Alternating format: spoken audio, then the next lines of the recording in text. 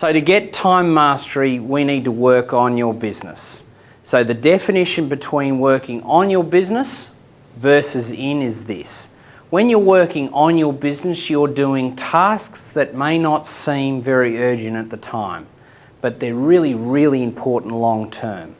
Working in it, that's when you're in it every day. That's the grind, the everyday, the mundane, what has been happening for years. On is all of that that's not urgent, but it's really important. So, how do we do that? Firstly, we need to assign some time for your default diary.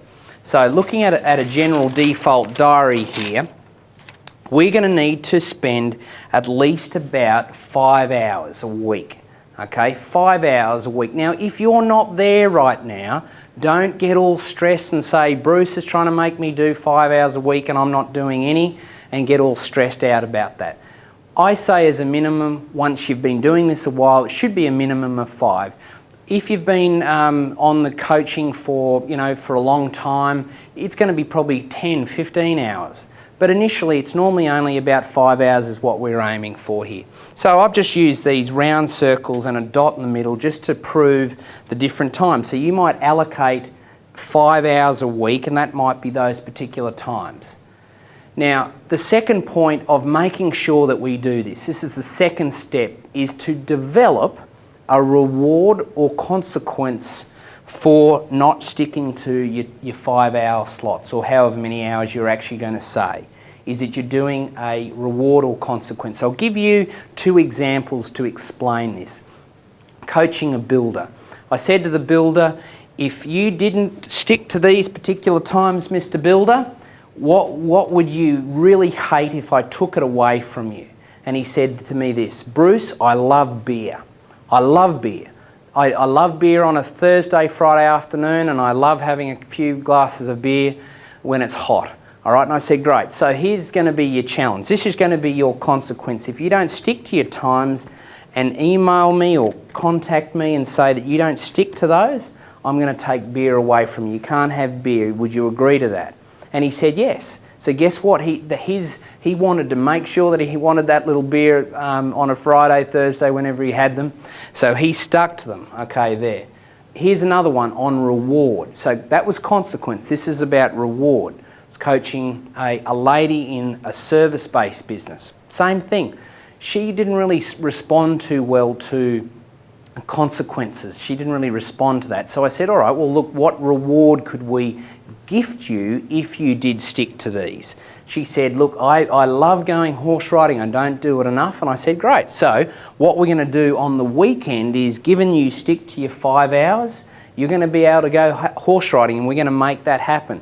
And furthermore, we're going to actually pre-book it at the start of the week to say, because she had to go away to a certain place to be able to go on this particular horse, or she had a favourite horse, that we'd book it on the Monday for the weekend. And guess what? She stuck to her times of working on her business. So very powerful, that step 2 around doing a reward or a consequence. The third step in actually making sure that we do our time working on the business is to have a bit of a review of our vision. So this is some of the destination mastery points in destination mastery. Reviewing the bigger vision. Now, what normally happens is the bigger the vision, the more time we need to work on the business. So you might need to allocate more time. So if you're, as an example, going to take your business nationally, and let's say your business is only regionally right now, okay, you're going to have to increase the amount of time that you're going to have to spend or invest to pull that off. So step 3 is reviewing your vision.